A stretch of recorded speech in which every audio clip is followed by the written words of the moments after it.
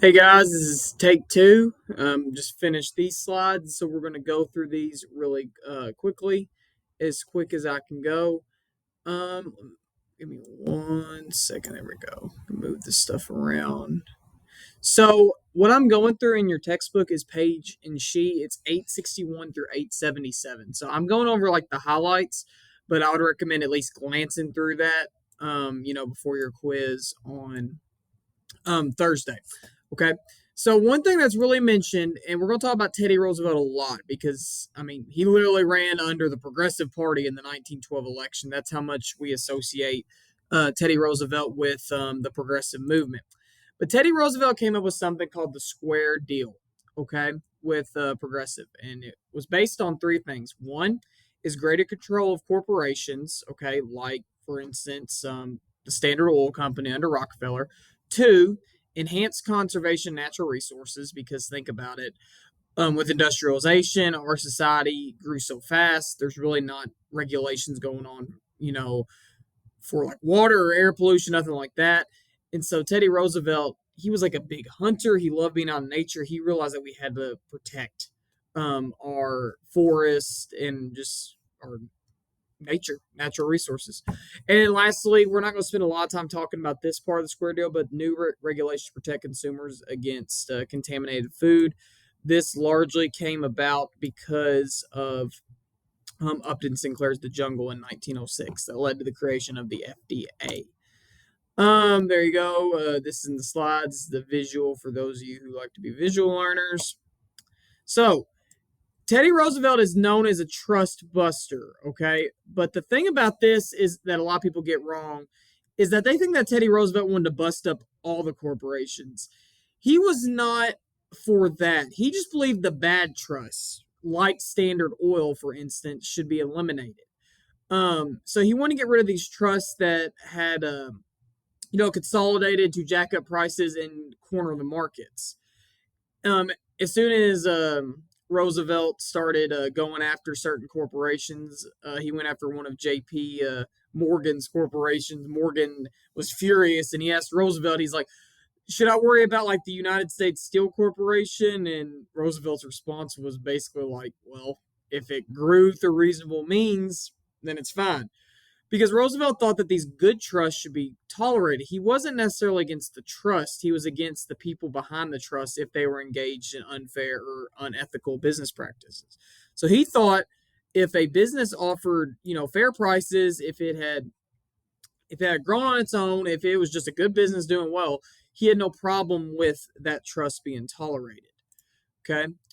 So, first part of the Square Deal, okay? So, because of Roosevelt's control of corporations and wanting to break up these trusts, um, at Roosevelt's behest, Congress passed the Elkins Act in 1903.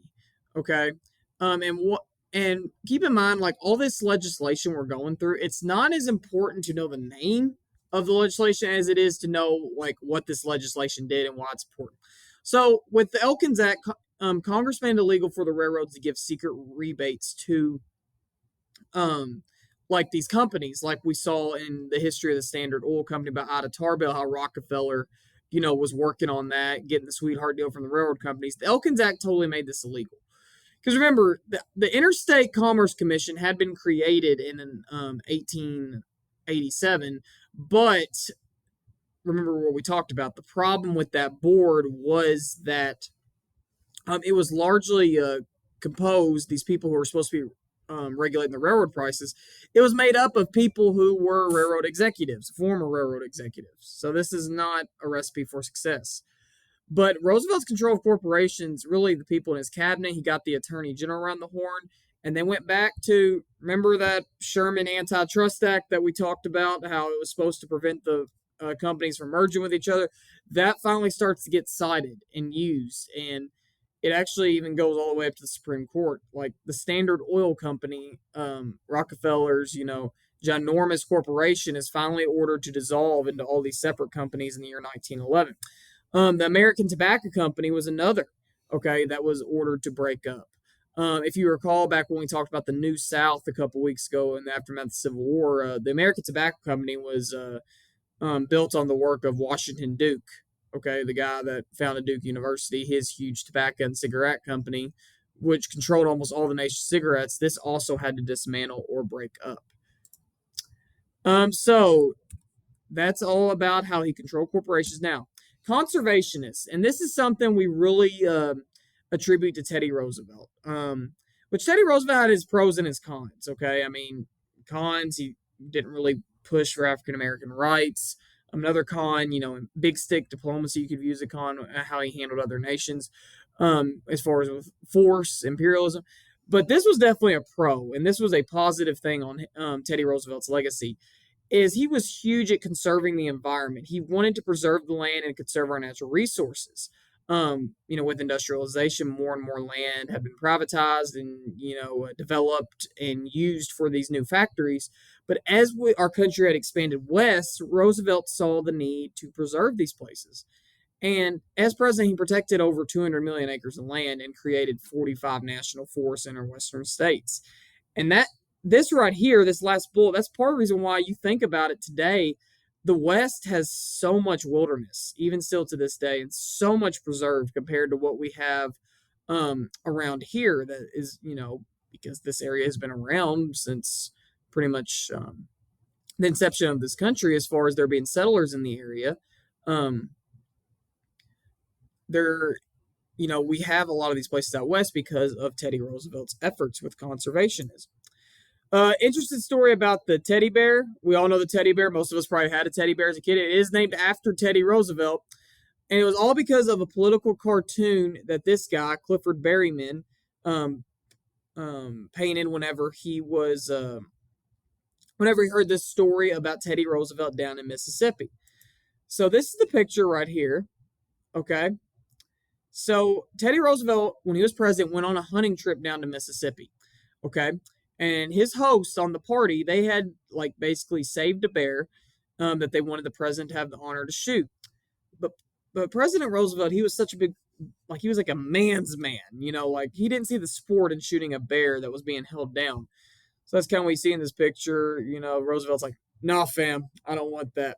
And it says drawing the line in Mississippi, right? So he's drawing the line. And this kind of associated Teddy Roosevelt with the teddy bear. And that's why it became a thing and a toy.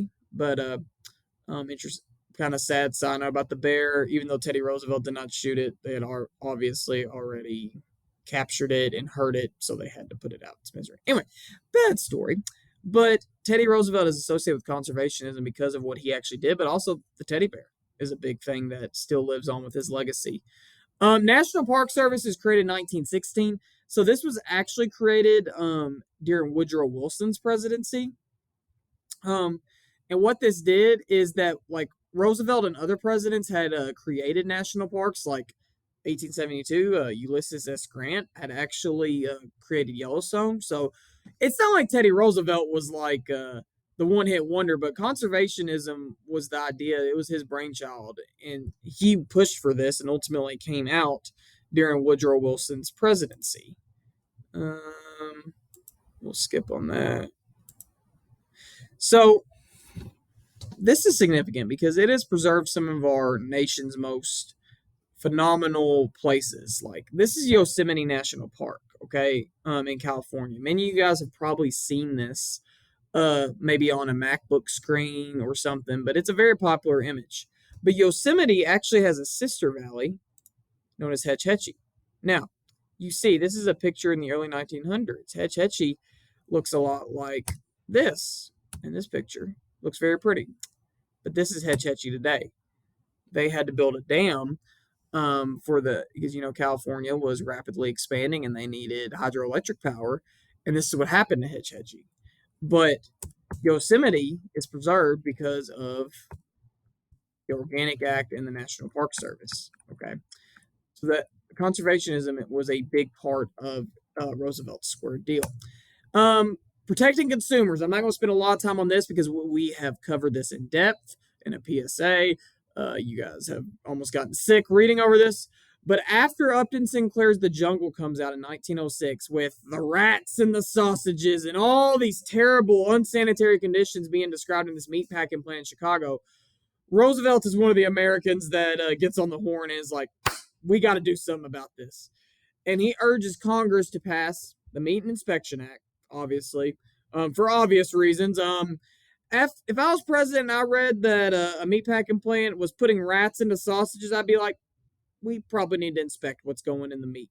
Um, but the biggest thing that Congress passed at Roosevelt's urging was the Pure Food and Drug Act, which created the FDA, the Food and Drug Administration, which, if you know, the FDA still to this day, that rhymes, still regulates all the food industries, makes sure everything is sanitary and up to code for Americans.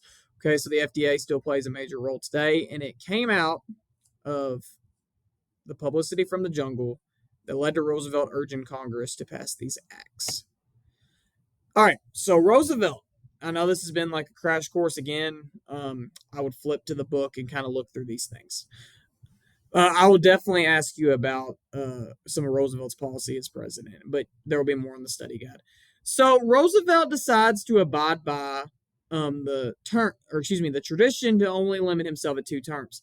Actually, today, obviously, the president can only serve 2 terms. This did not become part of our Constitution until the 22nd Amendment, which was passed after FDR. FDR, unlike his cousin Teddy, FDR ran for 4 terms, all right, before finally passing away in his 4th term in office in 1945. But anyway, I digress.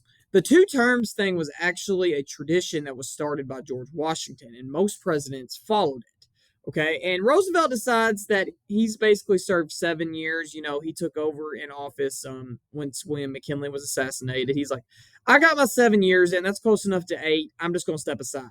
So he urges the Republicans to nominate William Howard Taft, which Taft was honestly, like, he had a lot of qualifications to be president. You know, he had served during the Civil War. He had served. He had helped General Grant. You know, he under McKinley, he was like a court judge. He had worked on the Ohio Supreme Court.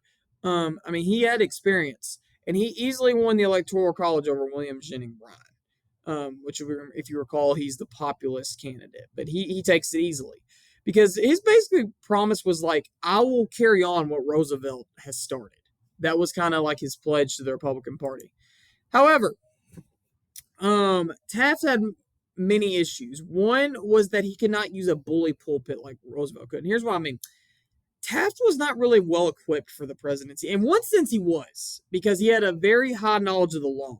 But on the other sense, he did not really have the people skills. Like, he was not very confrontational. He would not like use the bully pulpit, so to speak, like Roosevelt did to get things that he wanted to have done. Unfortunately, that is a part of politics. You have to know how to kind of work with congressmen and have that relationship, but also at the same time, you have a stern hand. He could never really master that and grasp that. But also, Taft, like, he tried some things with tariffs, he tried other progressive reforms, but ultimately it did not appease or excuse me, it did not please the really pro uh, Teddy side of the Republican Party. They did not think that Taft was doing enough to be quote unquote progressive. And this is what really led there to be a stoke in the fire, because I'm going to totally botch his name, but this guy, Gifford Pinchot, okay, which he was the chief of forestry, okay, and whenever Teddy Roosevelt was in office, this was one of his childhood friends, and he had actually helped him and Roosevelt had collaborated together to preserve all this national forest. Well, Pinchot complained because the Secretary of Interior under Taft had like rezoned this land that was supposed to be protected. It was supposed to be conserved, and it was going to be intended for commercial development. Now, one could argue that that's going against everything of Teddy Roosevelt's square deal with conservationism, and in a way, it was. But whenever this happened, Pinchot publicly spoke out against Taft, and that ultimately led to his firing. Now, so for Teddy, this led to him and Taft having this feud. And Roosevelt was not going to run for president. Ultimately, he decides that he is going to give it a go. And he gives this speech in Kansas, okay? And he basically announced that he's going to run for president. 30,000 people come to hear him at this place, okay? And here's what he says. And it became known as his new nationalism, okay, the philosophy of new nationalism. So it says, this new nationalism regards the executive power as the steward of public welfare.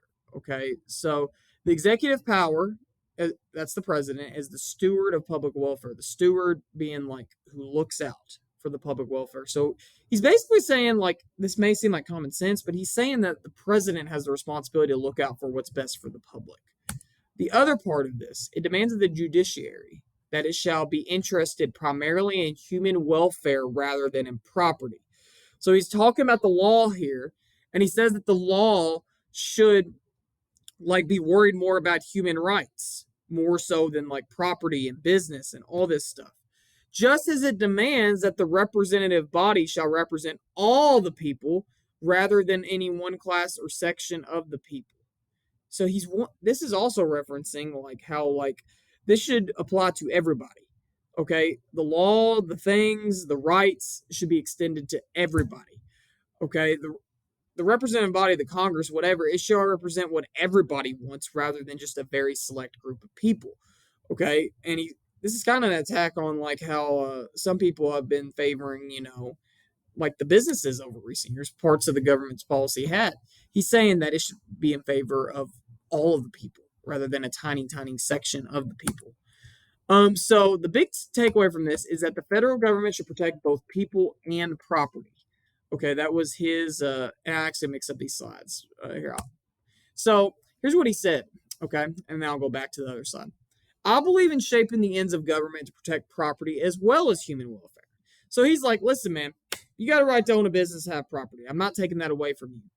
Normally, the ends are the same, but whenever the alternative must be faced, I'm for men and not for property. So his big takeaway here is like he acknowledges people have the right to own property, but in the, end of the day, he's like, I'm going to preserve natural rights. I'm going to preserve the rights of men versus property. If I have to come down to it, at the end of the day, if push comes to shove, I'm for the man. I'm for the people. I'm not for the property and for the industries. I'm for the everyday man. I'm for the vast majority of the population. And so he acknowledged that the federal government should protect both people and property. Like that should be the goal, is to protect people's rights, but also, property might be part of their rights. But when push comes to shove, when you have this juxtaposition between the two, more of an emphasis should be placed on human welfare or their rights. Okay, that is the big takeaway with this. Now, so we go into the 1912 election, and we have Woodrow Wilson, Democrat, going against William Howard Taft, who was a Republican, and then Teddy Roosevelt runs under the progressive platform, aka the Bull Moose, which I'll tell you why it's called the Bull Moose here in a second. Okay, but first, so Teddy Roosevelt comes out with the new nationalism idea, but Woodrow Wilson, it's like he wanted to come out with his own idea, and that was the new freedom idea. So, like new nationalism, okay, Woodrow Wilson wanted to expand the government's role in regulating monopolies. He believed that monopolies were an evil that needed to be destroyed. Okay, however, here is the other key. Okay, different from new nationalism, Wilson wanted to get rid of all trust. He thought all trusts were evil and needed to be eliminated. Remember, Roosevelt was not against all trust. He was just against trust that exploited people, that were unethical, all the things. Okay, Wilson wanted to get rid of it all. All trust, abolish them, get rid of them. Not it. That was new nationalism. Now, also, we talked about this when we covered the 19th Amendment. Woodrow Wilson initially, although he initially came around to women's suffrage after World War I and the role that women played in that conflict on the home front, at this point, women's suffrage is still not on his radar. So that was not a focus of Wilson's New Freedom. However, Roosevelt, whenever he ran for president in 1912 under the Bull Moose Party, the Progressive Party, he did specifically mention giving women a constitutional right to vote. Okay, so this is the difference between the two men. Ultimately, this is how the election of 1912 comes out. Poor old Taft, I mean, obviously, Democrats aren't going to vote for him, and Republicans basically did a split with him, and many of them supported Teddy, as you see here. I mean, you have to think. Okay, Taft is the incumbent at this point. Excuse me, incumbent. So that means he's just in office, and he gets 8 electoral votes: Utah and Vermont. And then Wilson basically wins almost the whole rest of the nation. Not surprisingly, he wins the South. At the time, the South, going back to Reconstruction, the South is very democratic. It's like it's bizarre world because now today this is almost all red, but at this point in our history, it's blue. It's Democrat blue. Okay, but look, the green represents the states won by the Progressive Party under Teddy Roosevelt, and he won quite a few, most notably Pennsylvania, 38 electoral votes. Okay. Um, so Woodrow Wilson ultimately won this election because the Republican vote was split between Roosevelt and Taft. And remember, Roosevelt had been a Republican before, but that split within the Republican Party allowed Woodrow Wilson to become a Democrat. And you're like, okay, big whoop. Well, this marked a time where the Democrats largely had control of Congress as well. So for the first time since like before the Civil War, the Democrats are effectively have some power at the national level of the government. Remember, between 1869 and 1913, we'd only seen one Democrat president, and he served 2 non-consecutive terms, and that was Grover Cleveland. So this Woodrow Wilson ascending into the presidency marks a huge, huge victory for the Democratic Party. Now, the 20s would be marked with Republican leaders, but after Hoover and the Great Depression, FDR would then usher in Democrats. And then it's been kind of back and forth ever since then. But if you guys saw the map, I thought I just saw this video for a second. But if you're a numbers person, there you go. So really, if you divide up the vote, it like Taft, or excuse me, Teddy Roosevelt actually did get a little bit more than Taft, but not that as much as the Electoral College stuff would let you believe. And even Woodrow Wilson, he only got 42% of the popular vote. But Wilson, because the Electoral College is a winner-take-all basis, in pretty much every state except Nebraska and Maine, and a couple others, at this time at least, he basically just ran away with this election. But it's called the Bull Moose Party. Teddy Roosevelt called it the Bull Moose Party, and his supporters called it the Bull Moose Party because he said he felt as strong as a bull moose whenever he ran under the progressive platform. He was ready to go. He was ready to be in the presidency again, all that jazz. And he had delivered one of the best lines whenever he was giving a speech in Milwaukee and was shot. He got shot, and he just casually mentions, I think I told you this in class, I don't know if you know this, but I've been shot. But you see, it takes more than a bullet to kill a bull moose. So, yeah, he kind of turned that into a little bit of his own personal political propaganda, which kind of his own PR there. And then he gave a 2-hour speech after getting shot. But then he went to the hospital after that, was there for a week. But still, pretty tough guy. Now, so we're going to talk about a couple reforms under Wilson, and then this should be the end. Okay, wait a second.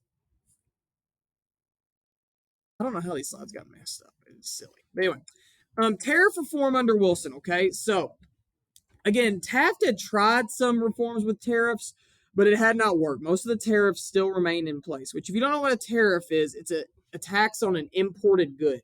Okay, so tariffs had reached an all-time high. So almost every good that was coming from Europe or whatever was slapped a tax that the United States government would collect. Now, what this did is, think about it, foreign goods are very, very expensive. So American companies are going to jack up their prices because they know they can. And Wilson recognized this and recognized that American businesses were abusing this tariff.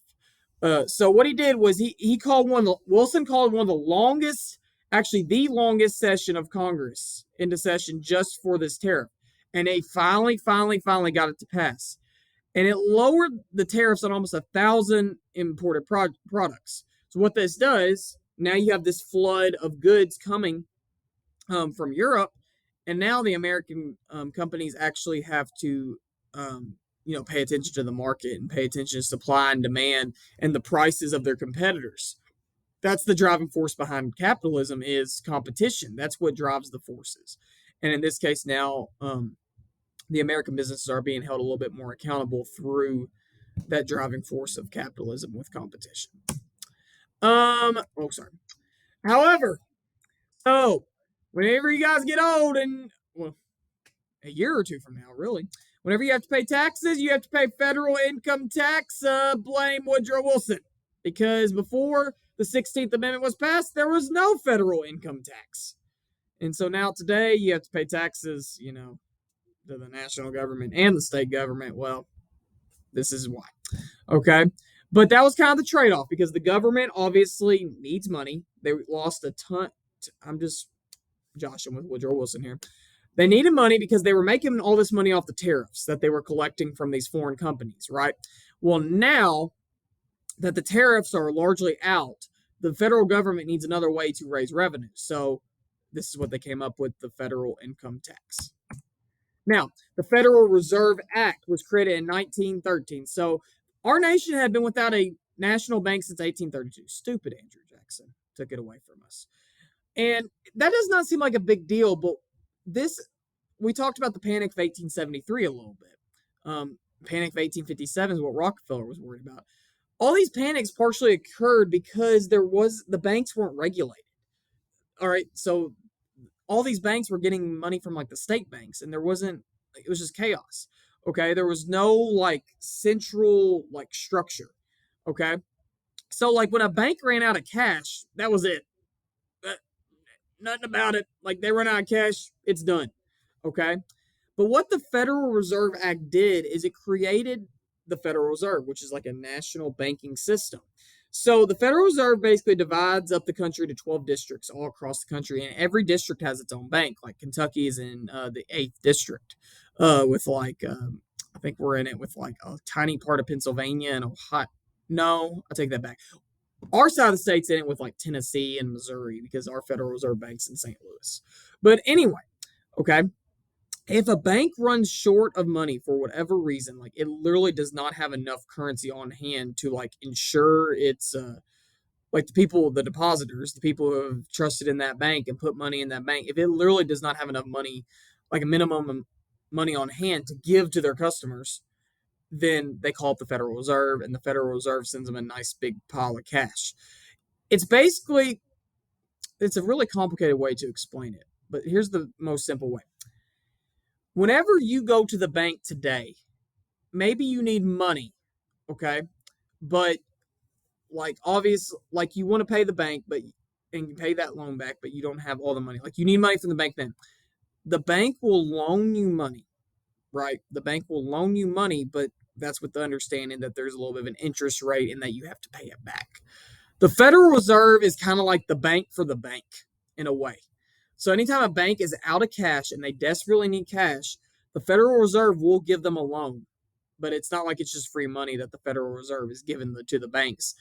It has to be paid back. Okay, so that like the banks do for us, if we need money, they can give us a loan, but we have to pay it back with interest. It's the same deal with the Federal Reserve. Okay. All right, and that is the last slide. Um, if you guys have any questions about anything, just let me know and study hard. And also, I taped this on Friday. It is 5:25 before the football game. Go Cats!